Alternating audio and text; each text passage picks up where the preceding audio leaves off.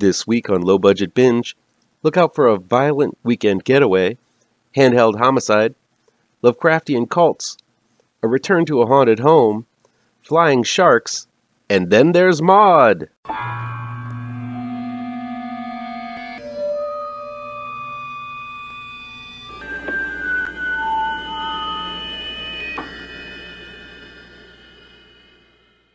Welcome back to ML Miller Frights, a part of the Kings of Horror Network.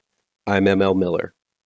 While you might be watching this video on the Kings of Horror Network, I urge you to click over to my ML Miller Frights YouTube page and give it a like. Please share with all of your buddies. Click subscribe to this channel, and don't forget to ring that bell for notifications. Low Budget Binge is where we venture down the paths less traveled and look at low budget, no budget, do-it-yourselves, and sometimes international films that never get that top billing you see in the usual Hollywood releases. I'll indicate in the review and down below where you can find these films, along with their trailers. Here we go. Sky Sharks is new on-demand, digital download, DVD, and Blu-ray. It's directed by Marc Fehse and written by Marc Fehse, Carsten Fehse, and A.D. Morel. An excursion to the Arctic awakens a secret Nazi plan which has been dormant since World War II. Zombie soldiers riding flying sharks. If only they had perfected this death weapon back then, they surely would have won that war. But that's not stopping long-thought-dead Nazi forces from rising up and taking over the airways. With the world on the brink of despair, it's up to one former Nazi scientist and his two buxom daughters to figure out a way to take out these flying toothy monstrosities and save the day. This is a dumb movie, but I have to say, it's a fun dumb movie. While it appears this might have been something set up for the Sci-Fi Network, the abundance of nudity and gore contradict what you usually see from the relatively family-friendly channel. Everyone has a vague German accent. Even some of the American actors, like Fright Night's Amanda Bierce, has a German accent for some reason. But because so much is going on from beginning to end, I can't say I was bored with this film. It understood why people would even take a chance with this movie by incorporating some gratuitous gore and even more gratuitous nudity about every 2 to 3 minutes. While I usually prefer a bit more depth to my horror, I didn't mind this brainless romp because the quality of the CG gore and the plastic surgeried boobs were all well done all the way through. I do think Sky Sharks makes the mistake of taking itself a bit too seriously. The film clocks in at about an hour and a half with some teasers at the end featuring more gore and boobs, making it closer to an hour and 40 minutes. I think a film of this sort should be short and sweet and not overstay its welcome. During the third and fourth flashback info dump, I have to say, despite the gore and boobs, I was getting pretty weary of the concept. This would have been a highly enjoyable, sleazy gore fest had they lopped off about 20 minutes of exposition and CG future landscapes. Keep the gore, keep the boobs, just shave off some of the long info drops. What's funny is that this film goes into all of this detail about how the zombies are created, utilizing historical references to every war since World War II. But there's next to nothing explaining how they get those sharks to breathe out of water, let alone fly through the air. The CG is surprisingly good, and the gore is rendered in a wickedly gleeful way. This is a movie about zombies riding sharks attacking airplanes filled with some genre celebs like Robert Lizardo, Friday the 13th Part 7, The New Bloods' Lar Park Lincoln, Tony Todd, among others popping in simply to get torn asunder by these toothy invaders. Also there's boobs. Lots of boobs. If that description makes you giggle a little, this is the type of film for you. Sacrifice is new on-demand and digital download from Epic Pictures and 101 Films. It's directed by Andy Collier and Tor Mann, and written by Andy Collier and Tor Mann, based on a story by Paul Kane, and inspired by the works of H.P. Lovecraft. Isaac, played by Ludovic Hughes, and his very pregnant wife Emma, played by Sophie Stevens, travel to Norway to claim an inheritance which includes Isaac's childhood home. The couple plan on this being a quick trip, flip the house, and return in time to have the baby in the States. But once in Norway, Isaac is enchanted with the culture, his lost childhood, and the rich history of the Nordic land. While Emma grows impatient and wants to leave, Isaac feels compelled to stay and takes part in strange rituals led by the town sheriff, Renate, played by Barbara Crampton, which usually include nighttime meetings wearing robes and worshipping otherworldly gods older than time itself. Right there in the opening credits, Sacrifice pays homage to the works of H.P. Lovecraft, and while it doesn't adapt one specific story, the influence is heavy throughout. Emma has multiple dreams of tentacle creatures pulling her and Isaac under the water, and the town does seem to have some kind of fascination with squiddly things. Filmed in Norway, Sacrifice really does a good job of soaking in the rich and foreboding atmosphere of the Nordic Highlands. The rolling hills and still waters make the entire film feel as if it is filled with fantasy and wonder. It's a fantastic locale to make a horror movie. The acting is strong. Isaac is annoying and sort of an ass, but the character Ludovic Hughes plays is supposed to make you feel that way. Sophie Stevens is strong here, but I preferred her star-making performance in The Haunted over this more cliched role as the hysterical pregnant woman. Barbara Crampton is always a delight to see, though her part is small compared to the screen time of the couple. While her Nordic accent sort of comes and goes, her presence gives the movie some horror geek cred. The biggest problem with Sacrifice is that it's all dream sequence and very little by way of story. I lost count at the number of nightmares Emma wakes up from as slimy tentacles tickle, touch, and wrap around her. I understand that with her pregnancy, Emma is supposed to be hormonal and sensitive, and nightmares are quite common. Still, I think this tactic is repeated way too many times, and the law of diminishing returns really acts as a detriment to the movie. If you take out the dream sequences, there really isn't anything that horrifying going on until the punchline at the very end of Sacrifice. I really like the way this film ended. It's reminiscent of other folksy horror films like Midsummer, The Wicker Man, and HBO's recent The Third Man series, but manages to toss in a twist that makes things feel pretty fresh. Unfortunately, the lead-up to this end revelation feels kind of fluffy, as if this might have made for a better short story than a full-length feature. It's not a film that's going to blow you over with earth-shattering revelations. This is a smaller-scale film, with a more personal punch at the end, but the punch worked for me. Reunion is new in select theaters, on-demand, and digital download from Dark Sky Films. It's directed and written by Jake Mahaffy. Ellie, played by Emma Draper, returns to her childhood home very pregnant and hoping to have some peace and quiet in order to finish writing her new book. She isn't expecting to see her mother, Ivy, played by Julia Ormond, there. Because she has just left her boyfriend, Ellie has no real place to go, so she stays anyway. The longer Ellie stays in the home, as Ivy packs it up to be sold, dark secrets from Ellie's past resurface, involving the adoption of a young girl named Kara, played by Ava Keen, and her father's odd secret experiments he had conducted in his lab. Reunion is an odd film. It seems to be a mishmash of psychological horror, ghost story, and late in the game, injects hints of body horror to the narrative just for shits and giggles. The setting of this story is extremely effective as Ivy and Ellie make their way through boxes and boxes of packed things in order to deal with past trauma by busying themselves with day-to-day activities. The stress of moving is an overwhelming one, and the fact that this is a house being packed away is both rich in symbolism regarding the past both Ivy and Ellie want to leave behind them, and the chaos of making sense out of a lifetime of accumulated stuff. It's interesting that Ellie chooses to come to this place of unrest to find some kind of peace when it represents anything but quiet and still. As a psychological thriller, Reunion works as both Ormond and Draper deliver strong and restrained performances. Both are educators and used to thinking things through in a meticulous and scientific way. This isn't a warm household, but one that analyzes feelings and emotions and comes to a logical conclusion to it all. It makes for a conflicted performance given Ellie's pregnancy and Ivy's added stress from the move, as both seem to act irrational and emotionally, yet try to explain it all away scientifically. When the spirit of Kara shows up, it unsettles Ellie, as it reminds her of a tragedy from her youth. But Ivy's answer to that is to shield emotions and explain it all away. The entire film seems to highlight the contrast between the spiritual and resonant emotions like guilt, sorrow, and loss, and an educated distance from it that seems to have haunted this family from the very beginning. I think the problem with Reunion is that it's a story with an awful lot of secrets.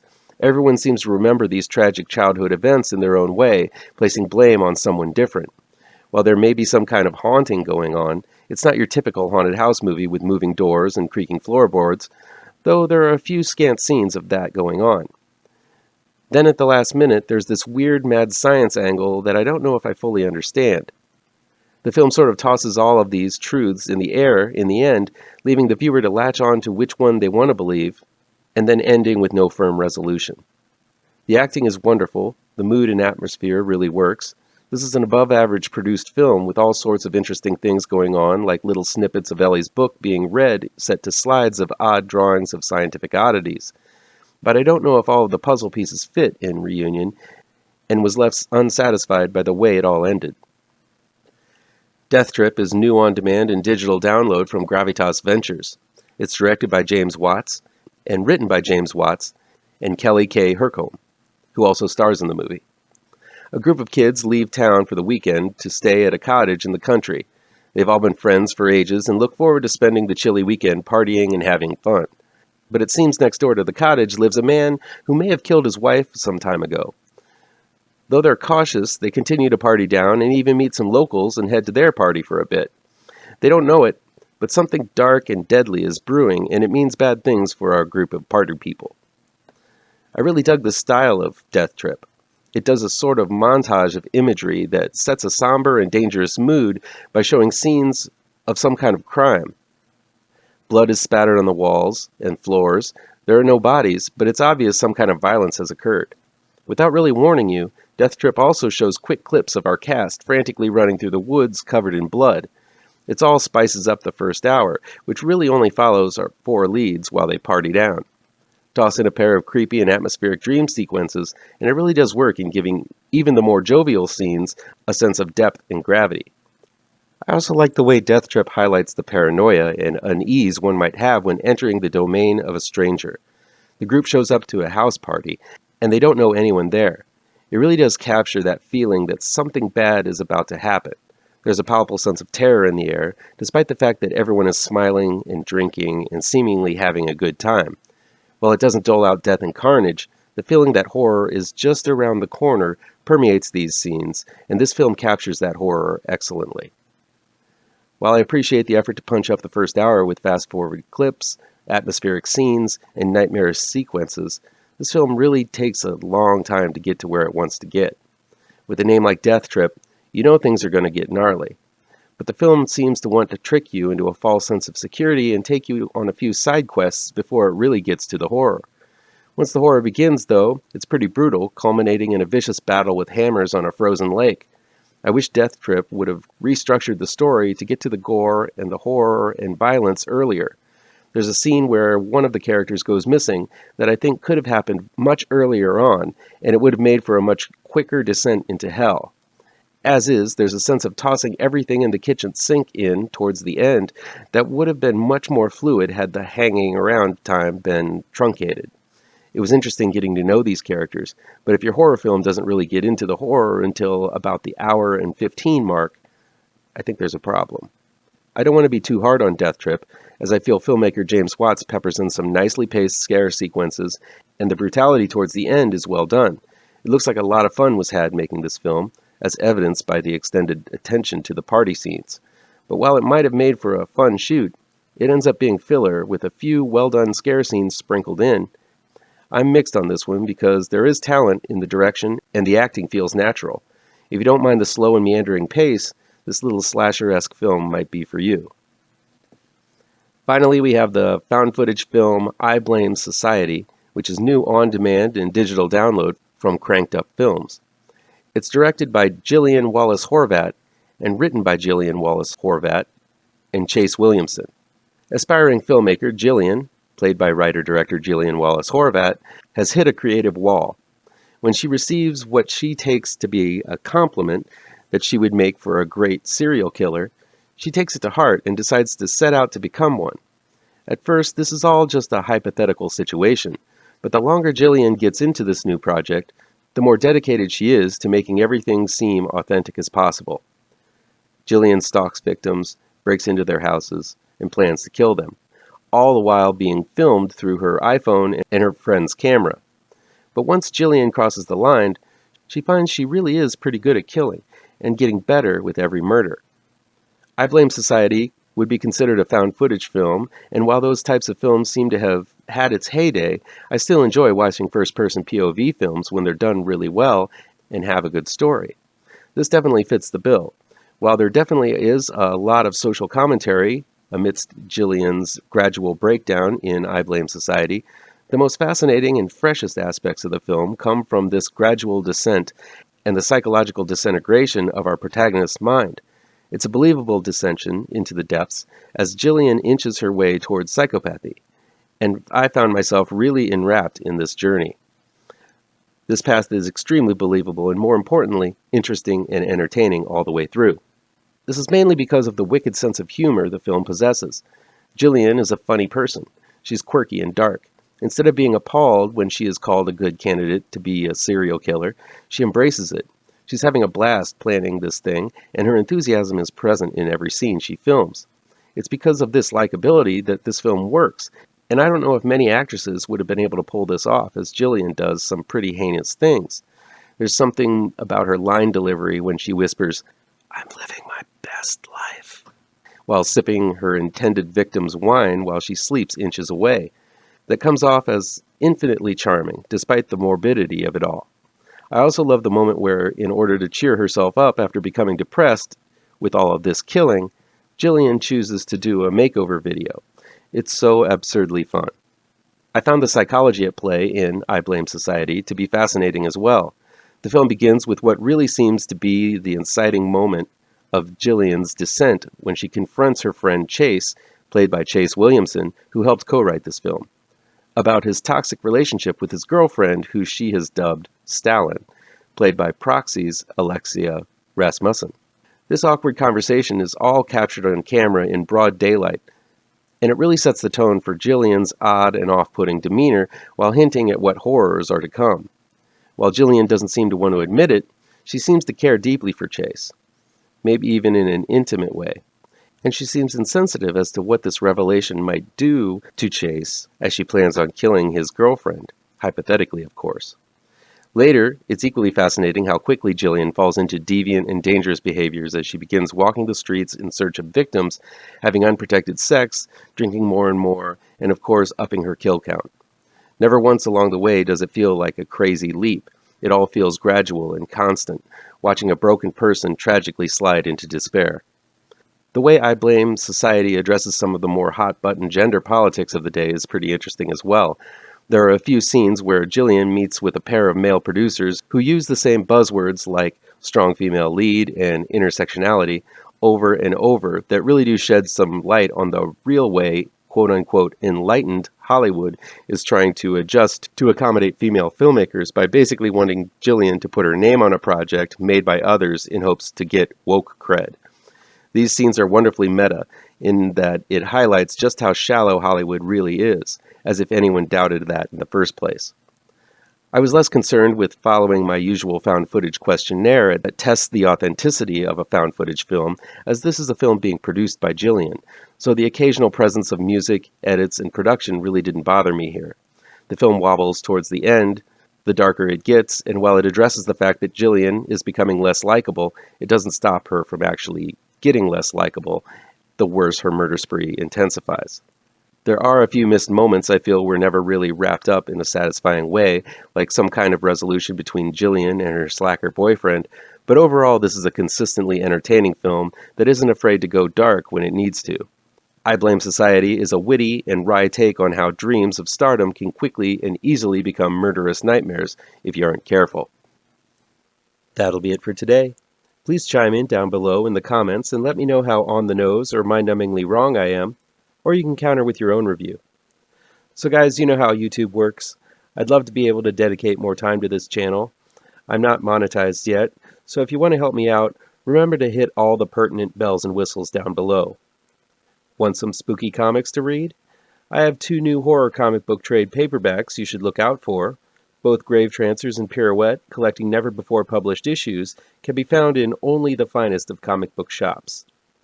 If you're looking for written reviews, you can find them on my website, mlmillerwrites.com. If you really want to show your support, I also have a Patreon page at mlmiller. Look for the link to my Patreon page down below. Thank you so much for your time, and take care.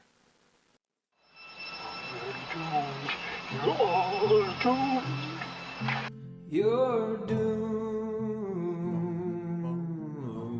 to live the life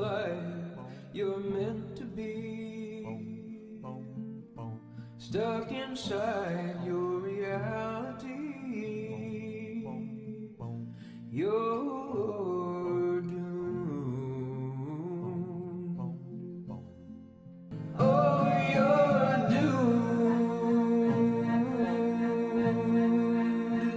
You're